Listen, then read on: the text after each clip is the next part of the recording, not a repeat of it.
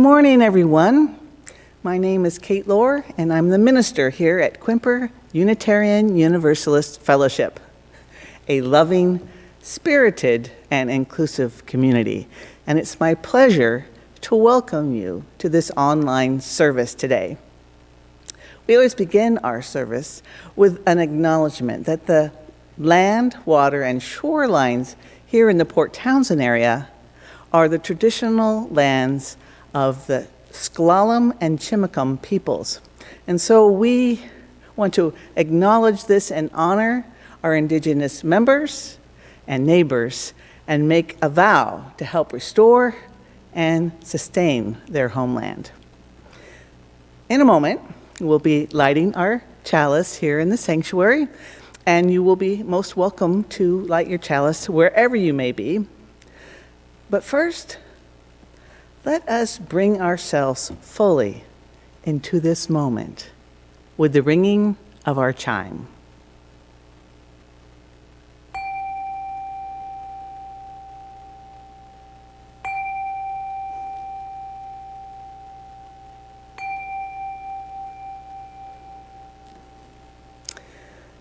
It is good to be together. So let us join voices now with JES Schumacher for our call to community. It's entitled, Do You Hear?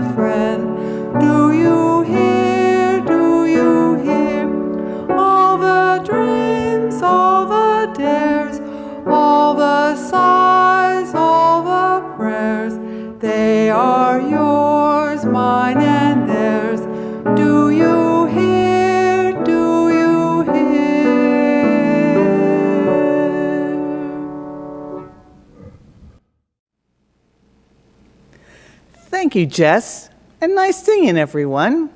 It's now time to light our chalice. Will you please join Christina, Tweed, and me in our chalice lighting words? They're written by Jennifer Grayson. We light this chalice, symbol of our purpose to bring more love and justice into the world. We light this chalice knowing our congregation as a fellowship dispersed across communities, not bound by walls anymore, but connected through the web of life.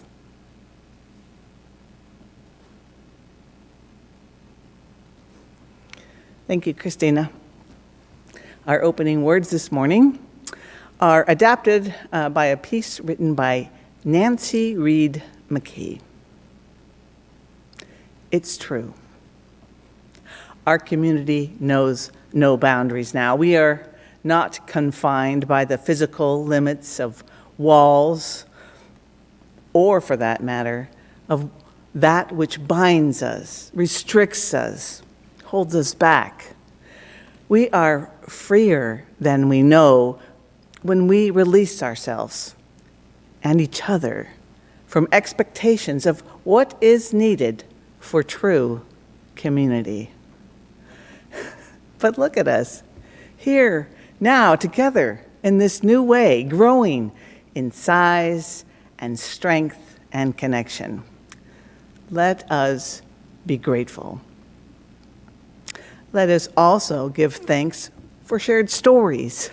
So I now invite our guest speaker, Reverend Kate Landis, to share our time for all ages. Hi, my name is Reverend Kate, and I'm a minister all the way in Ohio. But I wanted to introduce you to my friend Monty. Monty is a mountain goat, and he lives in North Cascades National Park. Now, Monty used to live in Olympic National Park, but scientists there realized there were too many mountain goats living in that park, and that they weren't getting enough to eat because there wasn't enough food to go around. The scientists realized there really weren't enough mountain goats living in North Cascades National Park. But how are they going to move all those goats all the way across Washington, across the water, and all the way to North Cascades? That's a long way for a mountain goat to walk, huh, Monty? So, the scientists gave the mountain goats some medicine, and it made them fall asleep.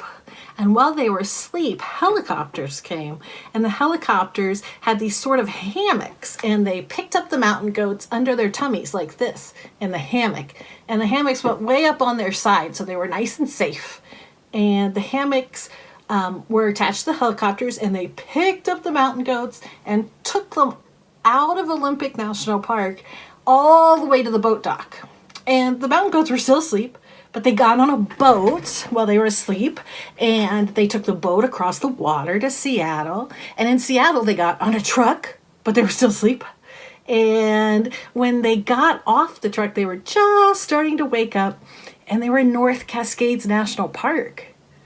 Now, North Cascades National Park is pretty similar to Olympic, but it's not exactly the same. And at first, Monty was pretty afraid and pretty nervous, and felt frustrated because he had to find a new place to live and new places to find food. He didn't know where all the good berries and all the good greens were. And so he had to start totally over. Monty wanted to share this story today because he heard that children in this country have had to go to online learning or hybrid schooling. He heard that children who have for hundreds of years have gone to school in a building with other children now have to learn at home because of the pandemic. And he worried that you might feel frustrated or stupid even because of having to adapt to this totally new way of learning. And Monty wanted to tell you that, well, he felt frustrated and kind of dumb when he first started at the new national park. It was just because he was new. It wasn't anything to do with how smart he is. Monty is really, really smart mountain goat, and very kind. He has a lot of good personality traits. You children are being asked to do something that nobody has ever done before, which is suddenly totally change how school works, how learning works at school. And that's really, really hard. So if you're feeling frustrated or like you're not learning enough or like you're just not getting it and school is no fun anymore, I hope that you'll remember Monty and you'll remember that it's okay to feel frustrated. But that you're definitely not dumb and that you're very, very smart and you're learning a tremendous amount by having to do this big change. And soon, this is just going to be a memory because school will be back in person and things will go back to normal. And that's going to feel a lot better. You'll be at school with all your friends again. But even after this is over, I hope you'll remember how resilient you were, how easy it was for you to change to a new way of doing things, and how that really is, it's so important, and it really shows what great children you are. And Monty is very proud of all of you who have had to make that adaptation. And he's just so gosh darn proud of you. as am I. So I hope you're all doing okay today, and I hope you all know how smart and wonderful you are. And I hope you have a great Sunday. Thank you, Kate. I should tell you all that Kate Landis and I first met at a minister's retreat years ago. We often chuckled over the fact that our names, Kate Lohr and Kate Landis, are always tucked next to each other in the minister's name tag box. And here we are, together, today, in a new way. What fun. I hope you'll enjoy Kate Landis today. You'll hear more about her in just a few minutes. But what I'd like to do now is to welcome and acknowledge those of you who may be visiting us for the first time today. If you're a newcomer or are returning after being away for a while, you are invited to say hello in the live chat section on the right side of your screen. We'd love to know your name and where you're from so we can get to know you better. We also hope you'll consider joining us after the service for our virtual coffee hour. Just look for the link that will be posted in the comment section at the end of this service. And lastly, if you find this service useful or inspirational, and hopefully both, it's our hope that you'll share this link with your friends and family. So welcome, everyone. We're so glad you're with us today.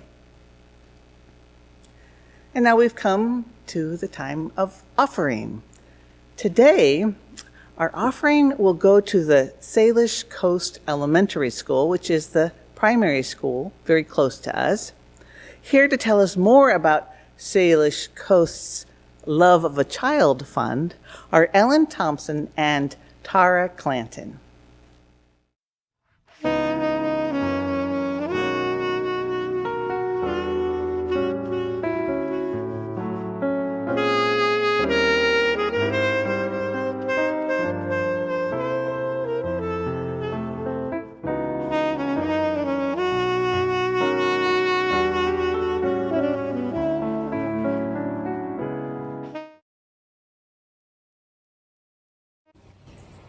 Hi there, my name is Ellen Thomas and I'm the counselor here at Salish Coast Elementary School. And I'd like to take a few minutes just to tell you about our Love of a Child Fund.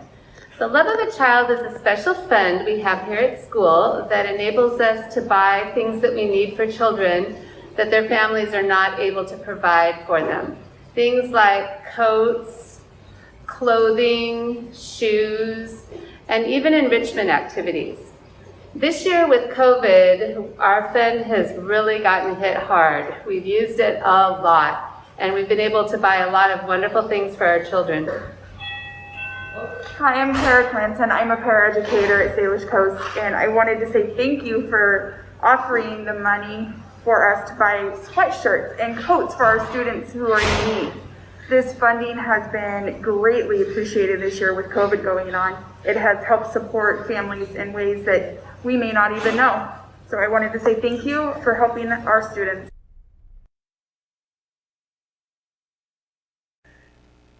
Thank you, Ellen and Tara. It is great to learn more about this very worthy fund. Now, those of you who'd like to contribute to this fund, you have three options today.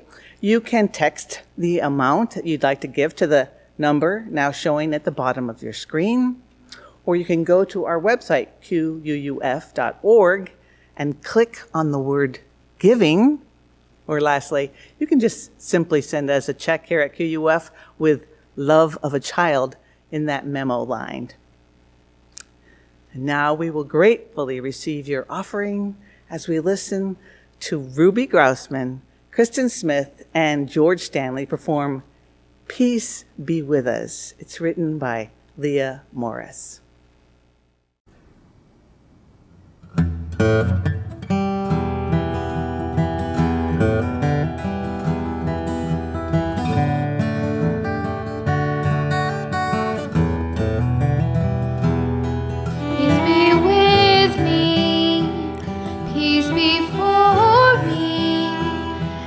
To the right of me, peace behind me, peace to the left of me, peace above me, peace below me, peace within. Peace be with you, peace before you, peace to the right of you, peace behind you, peace to the left of you, peace above you, peace below you, peace within. Peace be with us, peace before us, peace to the right of us, peace behind us, peace to the left of us, peace above us, peace below us, peace within.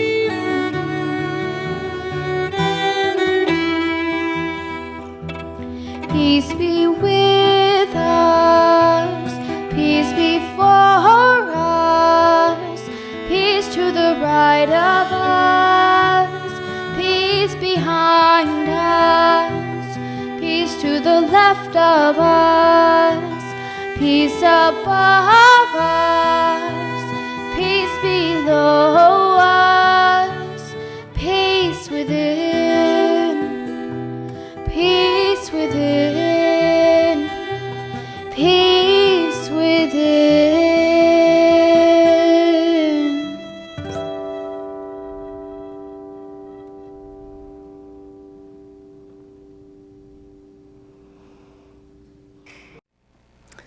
We have a couple of announcements to share with you today.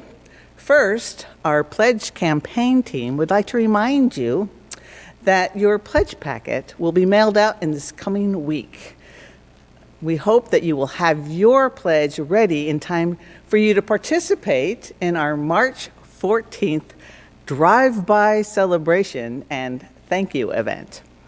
That's when members of our pledge team, including moi and our mascot, Woody Nibbler, will be set up outside QUF, ready to greet you with treats, cider, and mystery bags.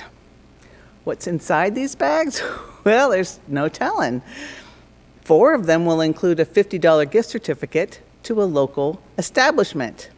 Others may contain a CD, a journal, a pair of fun socks, Godiva chocolates, flower seeds, or an assortment of UU swag. So don't miss this chance to safely participate in this outdoor event.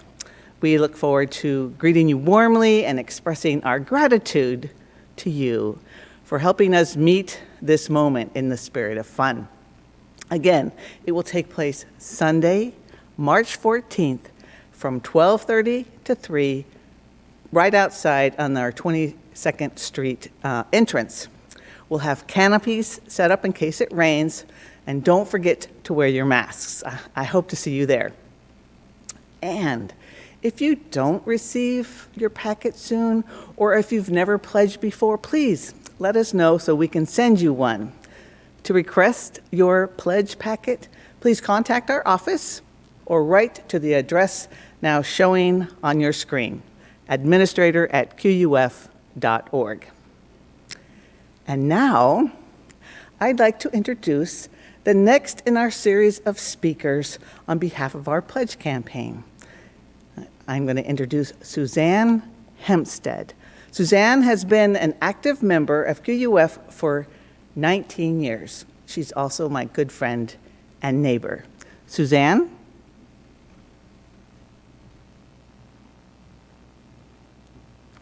Good morning. I want to tell you why I love Quimper Unitarian Universalist Fellowship so much.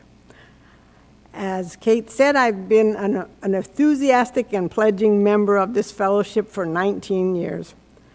With my husband Bill's career, we lived around the country about 11 different places, from Vermont to California to Pennsylvania to Georgia to Ohio to Maryland and New Jersey. This fellowship is the best place of any of the Unitarian churches I attended. The people in this fellowship are very friendly and welcoming. They come from all over the United States and even some foreign countries. There are many former teachers and professors who contribute their knowledge and expertise to our activities. We have a wonderful adult education classes called ALPS. Now during the COVID pandemic, our classes are on Zoom, but we're very fortunate to have Christina Tweed, who is our resident expert to help anybody who needs help with Zoom. These classes are either free or for the price of a booklet or perhaps the price of some handouts. We have many talented photographers, and even our nature classes have photos of the places being talked about. Unitarian Universalists are lifelong learners. They love to discuss. I especially like that we do not have to agree on things. We can agree to disagree. I think this would be very helpful in the present situation in our country. There are many interesting committees that you can participate in. We have a wonderful music program. Many of our members have been professional musicians, and they participate in their music is wonderful. I was on the Cares and Concerns Committee, which is now called the Pastoral Care Committee, for several years. For 8 years, I made greeting cards and sent them to people who were ill or had family members die or had new babies arrive. Now this committee has helped me since my husband has Alzheimer's. The membership committee, I was on that for quite a while, and it is a good way to get acquainted. There will be 2 orientation meetings in April where if you have any questions, you can come, or if you're interested in joining us, you can find out about our fellowship. I have participated in several covenant groups. These are small groups of 8 people who meet twice a month to discuss topics of interest in depth. They form usually in October. There are several book review groups, and most important, in these present times, we have several social action groups. Currently, there is a group studying whether to add an 8th principle to our 7 principles. It is studying racism in the country and what to do about it. There is another very active group, the Immigrant Action Group called JESIRA, and there is also a Native American Action Group. There is a Green Sanctuary Group that is dealing with how to preserve our environment. Our wonderful minister, Kate Lohr, has been involved in social justice issues most of her adult life, and she will lead us into the future with these issues. In the future, when we get back together again, I'm sure there will be rummage sales, book sales, fellowship dinners, and so many fun things to participate in and enjoy. So in closing, there are so many ways that you can use your talents, your resources, and your time to help our fellowship thrive in the year to come. We invite you to join us. Thank you.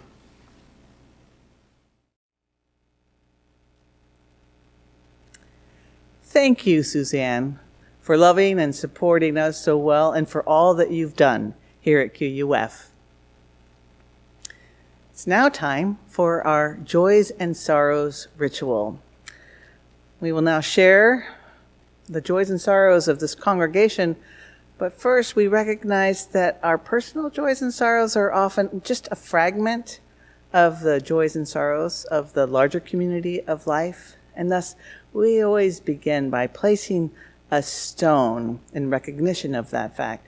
We place it today, thinking in particular of those who are feeling so much dread over the upcoming lifting of the eviction moratorium that has been offering so many people safe harbor during the pandemic.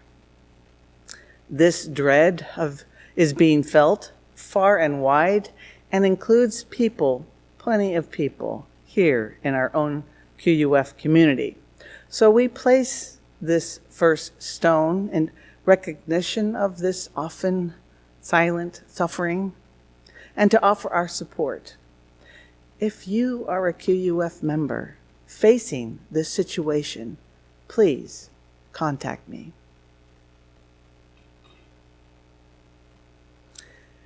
And now for the joys and sorrows within this congregation.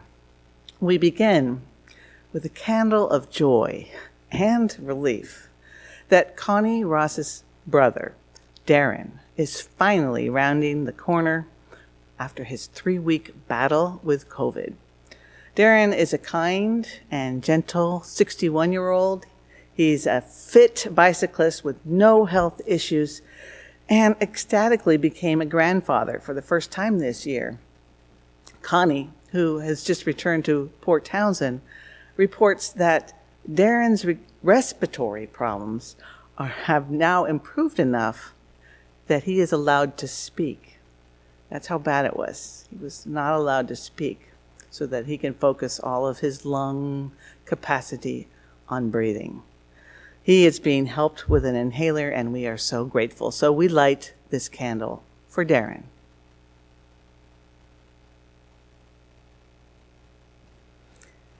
We light another candle of joy for our welcoming congregation team, led by Susan Britton, for helping QUF become proficient in the 5 practices of welcome. Due to their good work, our designation as a welcoming congregation has been recertified by the UUA.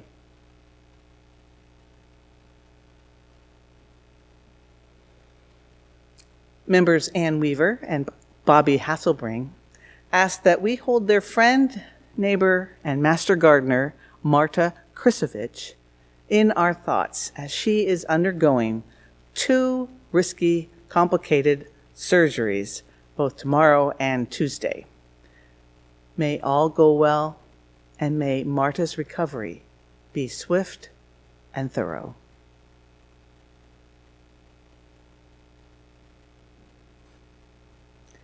And now we have a few birthdays to celebrate. We begin with Marcus Murphy, whose birthday was last Sunday. Happy birthday, Marcus. This next one is for Larry Morrell, whose birthday was on Tuesday. We hope it was a great one, Larry, filled with lots of love and surprises.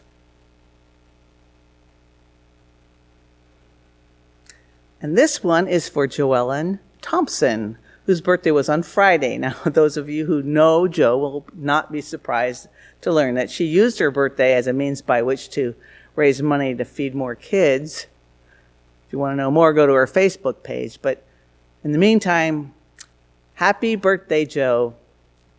We hope it was wonderful. And this last candle is for Gus McCutcheon, whose birthday is tomorrow. We love you, Gus, and we hope you have a great day.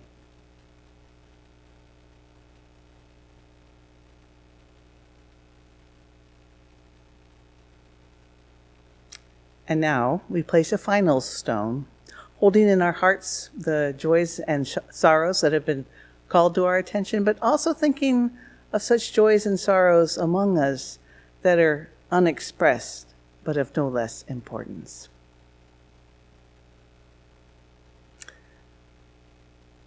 I invite you now into a moment of silence, which will be followed by a musical response and then 2 readings by our guest minister.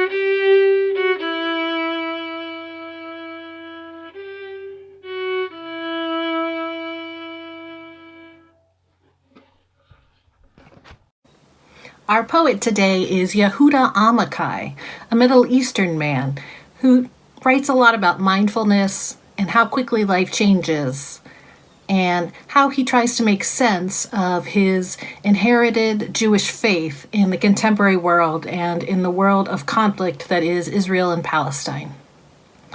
The first poem today is called I Walked Past a House Where I Lived Once. I walked past a house where I lived once. A woman and a man are still together there in the whispers. Many years have passed with the quiet hum of the staircase bulb going on and off and on again. The keyholes are like little wounds where all the blood seeped out, and inside, the people pale as death. I want to stand again as I once did, holding my first love all night long in the doorway. When we left at dawn, the house began to fall apart, and since then, the city, and since then, the whole world. I want to be filled with longing again, till dark burn marks show on my skin. I want to be written again in the book of life, to be written every day till the writing hand hurts.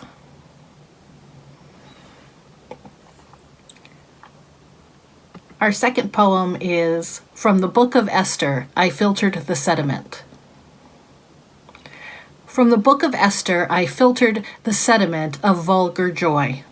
And from the book of Jeremiah, the howl of pain and the guts. And from the Song of Songs, the endless search for love. And for Genesis, the dreams and Cain. And from Ecclesiastes, the despair. And from the book of Job. And with what was left, I pasted myself a new Bible. Now I live censored and pasted and limited and in peace. A woman asked me last night on the dark street how another woman was, who had already died, before her time, and not in anyone else's time either. Out of a great weariness, I answered, she's fine, she's fine. We will now hear an aria by Handel entitled Art Thou Troubled? And it was performed by and shared with us by First Unitarian Congregational Society of Brooklyn, New York.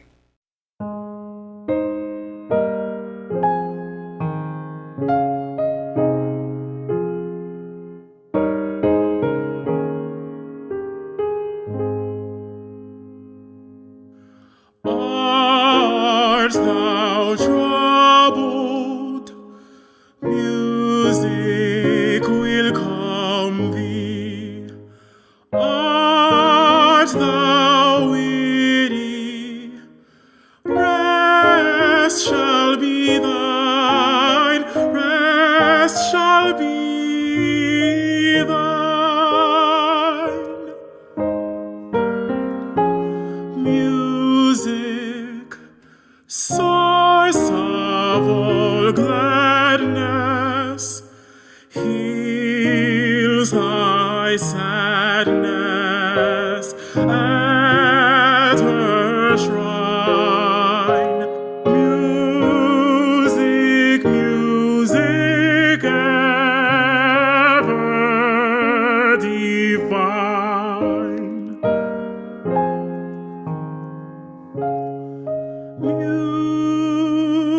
Music, music calleth with voice divine.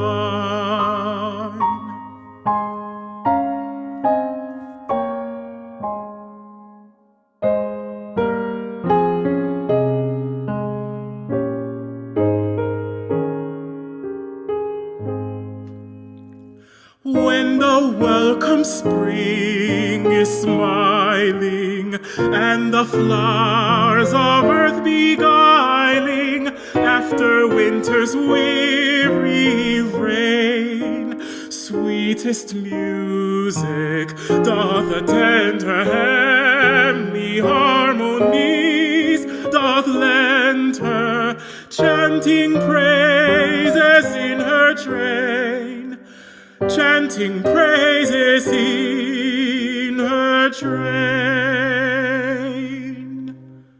Art thou troubled?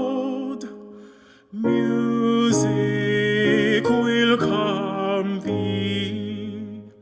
Art thou weary?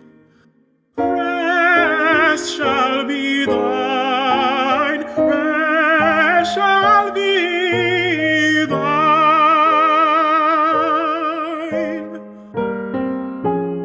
Music, source of all gladness, heals thy sadness at her shrine.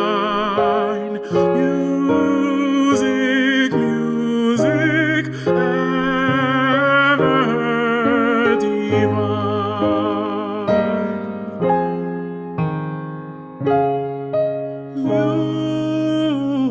Music, music calleth with voice divine.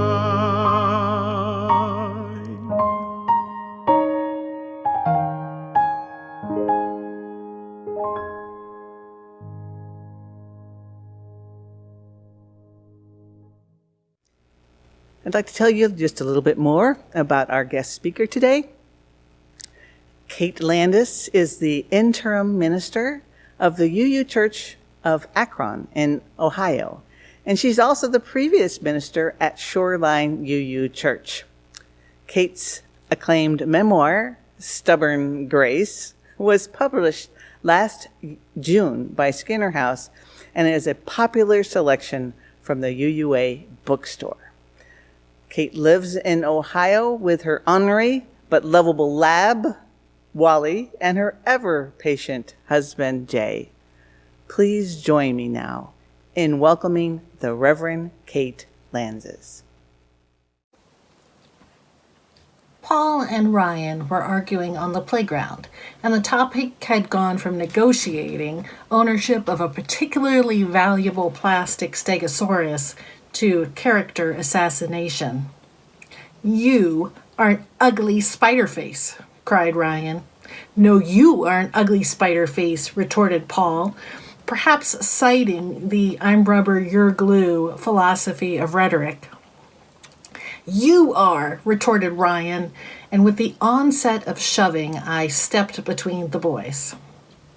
It was Sunday coffee hour, and I had somehow stumbled into playground duty while the director of religious ed triaged an emergency with the older kids.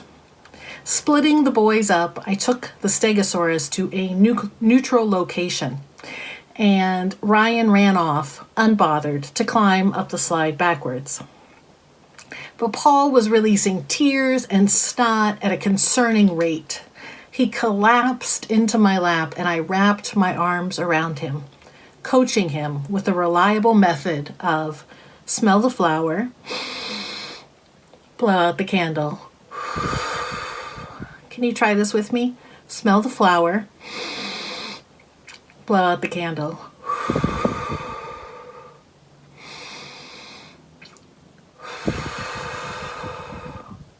But on this rare occasion, my method was not working.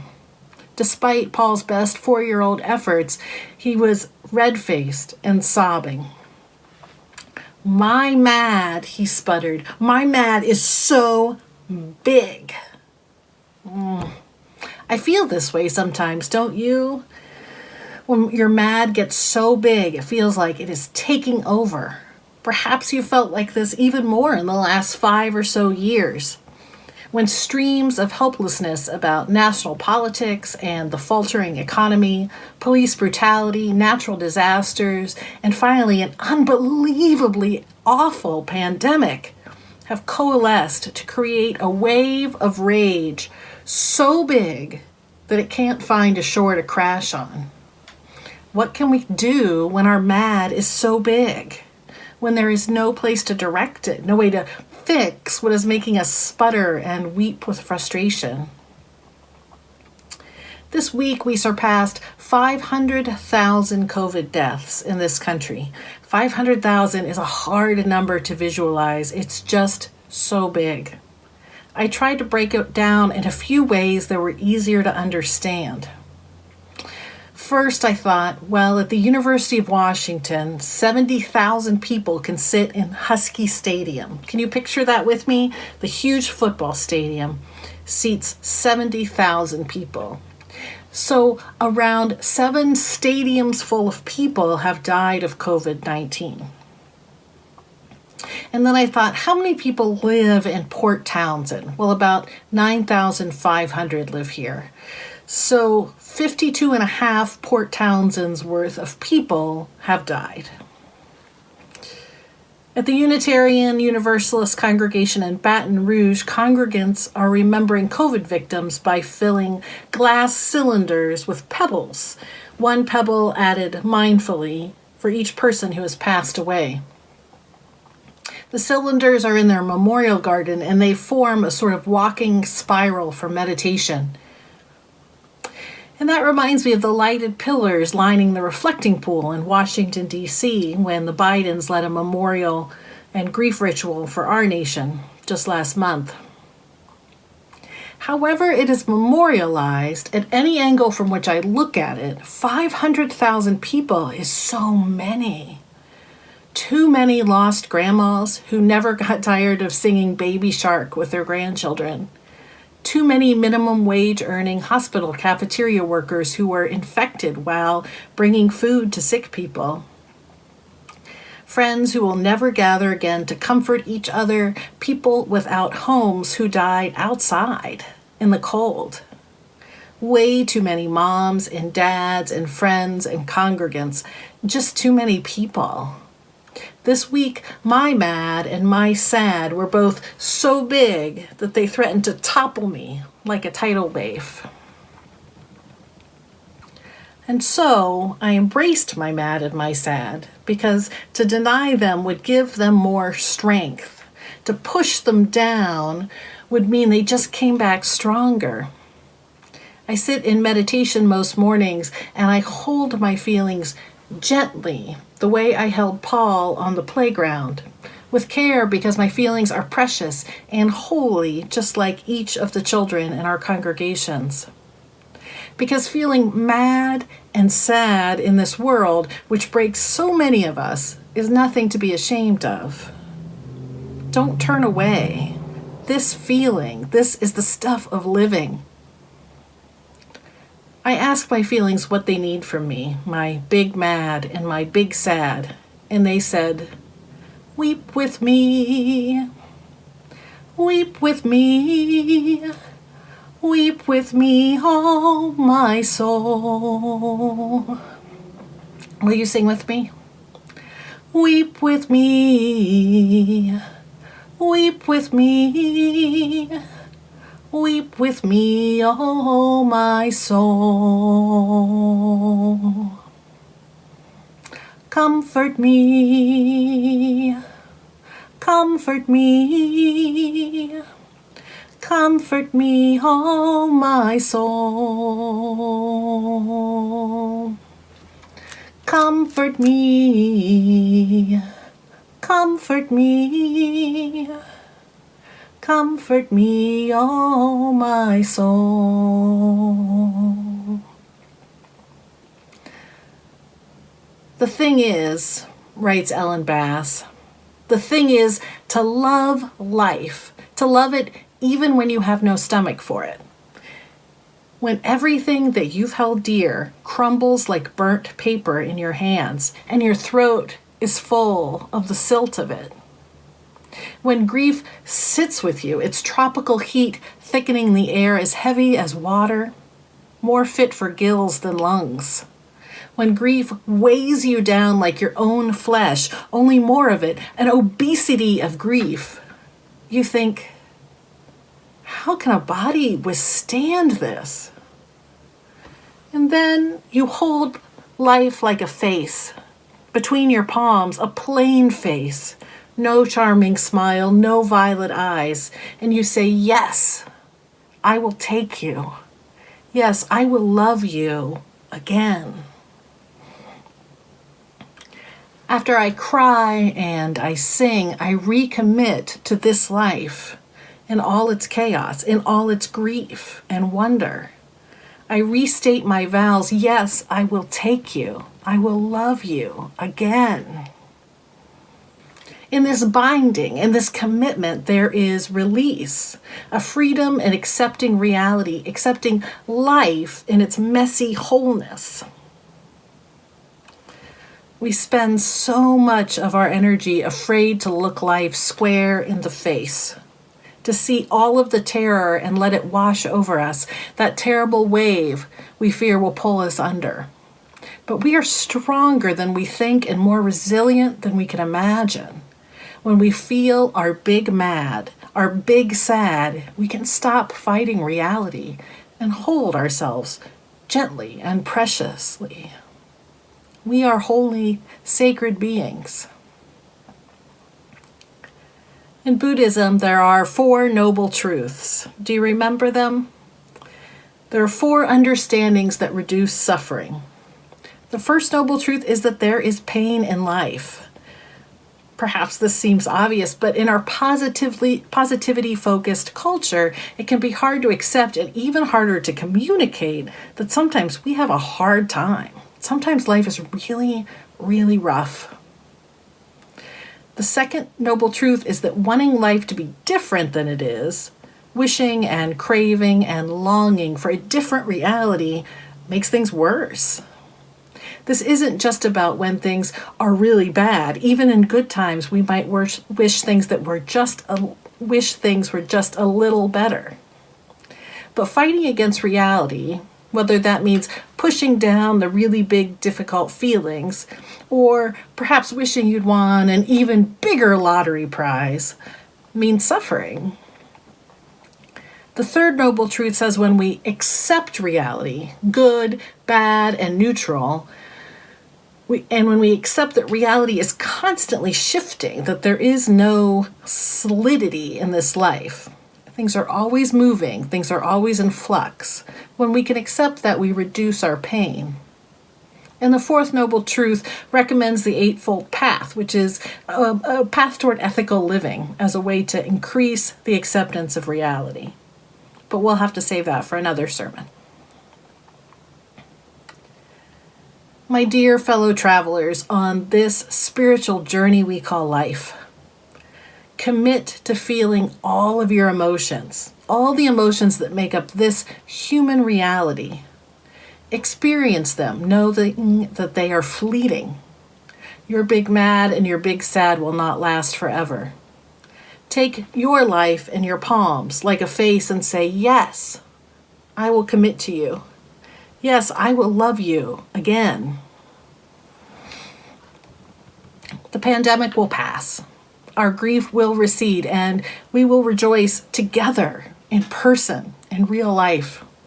Our Sunday school kids will once again return to fighting over plastic dinosaurs and learning that in this life there is room for all of their big feelings. Amen. May it be so. Blessed be. Thank you, Kate, for sharing your wisdom and insight with us today. It was great to see and hear you again. It's now time for our closing song. It's entitled, This Little Light of Mine. I know most of you know it, and it will be led by JES Schumacher. Let's join in.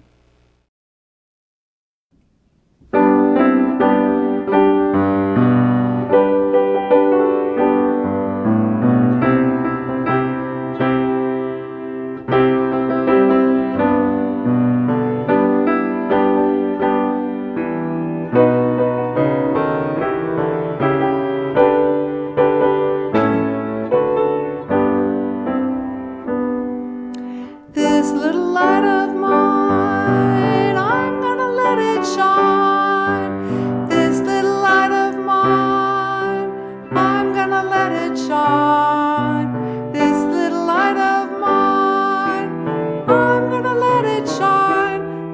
it shine, let it shine, let it shine. Everywhere I go, I'm gonna let it shine. Everywhere I go, I'm gonna let it shine. Everywhere I go, I'm gonna let it shine. Let it shine, let it shine, let it shine. Building up a world, I'm gonna let it shine. Building up a world, I'm gonna let it shine. Building up a world, I'm gonna let it shine. Let it shine all the time. Let it shine.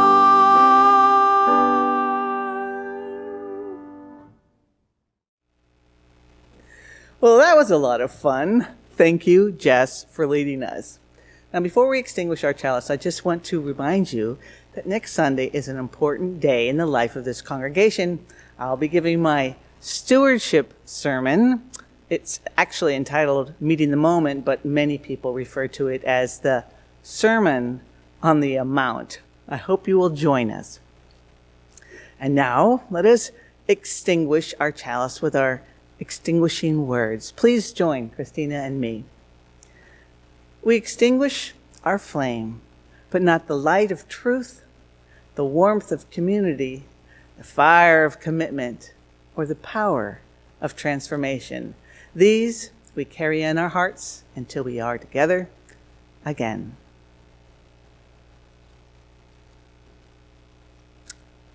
Thank you, everyone, for joining us today, and I hope you'll join us for our virtual coffee hour, the link of which is now being put in the chat section on your screen. As we close, let us first turn our attention to Shelley Brown as she plays First Steps by Jim Brinkman.